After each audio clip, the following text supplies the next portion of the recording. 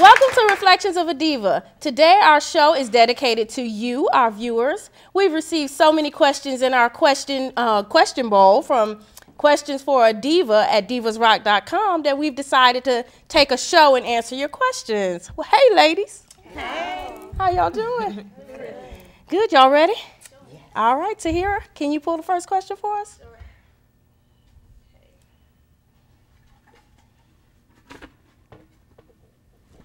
The question is, how should you handle an abusive manager?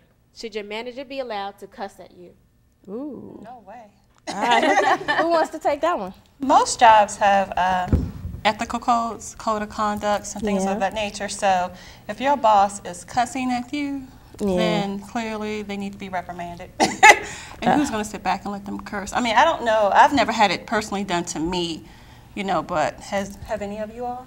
Oh, you have? I have. I'm going through a personal situation at my job right now where not only does my manager disrespect me, curses around us, but she even took it as far as threw something at me. Oh, wow. What? It was something minor like a paperclip, but bottom line was What? it's unacceptable behavior.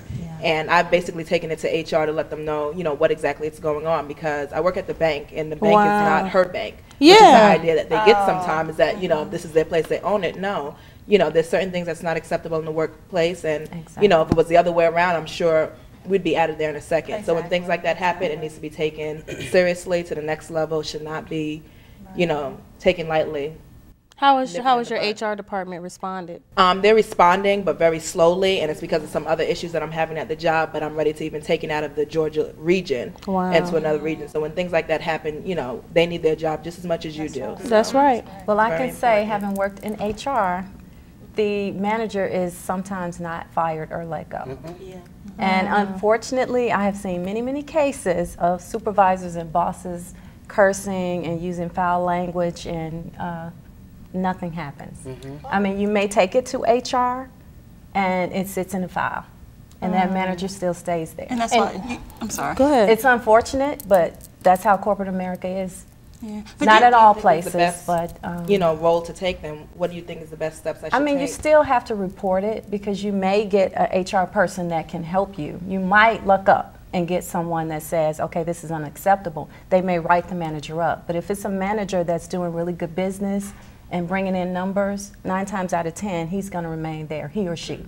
Is it a code of conduct violation? There are code of conducts, but I would have to say in my company, there isn't anything that says, you know, you're not allowed to curse. Are you Really? serious? That's interesting to me. Now I have a question about politics in reference to that. How much of that is politics to say for the company saying that, well, if we admit that the person who we put in charge is doing wrong, then that kind of puts us as liable too. So how much is that is politics? A lot of it, a great deal of it is politics. And as if you guys have worked in corporate America, you know that it's a lot of red tape, it's a lot of politics, and the higher up you get with the executives, the more difficult it is to get a manager out. Yeah, but that's why you have other options. Was it EEOC? I mean, you can file reports and things like that. I have a friend who works at a job where HR is just terrible, you know, and people feel like they have no other options but to sit there and take it and things of that nature. But you have other options. It's just people are afraid. Well, what I would tell the viewer is document. Document.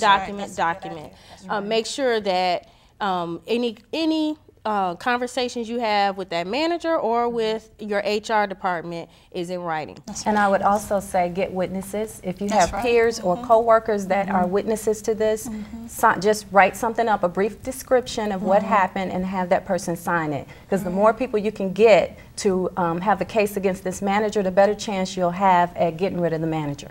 Good point. It goes back to politics once again, because I know it appears in places that I've worked at that once it's known that you have an issue with the company, then all eyes are on you, and you can't miss crossing a T without getting written up. It's like, okay, I see how you trying to act with us, well, let us hurry up and find a way to keep you under control or to get rid of you before you can blow this out of proportion. Right. So that just kind of goes back to what y'all was saying with the document. I was about to say that. Everything. The That's what makes it so important, because past that is your word against theirs. And they're going to have documentation. I have worked at this company once where there was something that went on, and I remember I was witness to someone being fired. They had me be the person to be the witness in the room while that person was being fired. And the things that the lady was saying, she was right, and she had been slightly done wrong and felt that she was done wrong. So the manager I was under called the big manager, and the other office was like, she said this, that, and the other. And the big manager was like, well, backdate me a letter, basically saying that at this date, you sent me a letter saying this, and and that would be on file. I've seen the dirt that go on, that will go on. So they're going to have documentation. So you need to have your documentation. Well, good. That was a good, interesting question. Let's take another question, because we could talk about that for a while.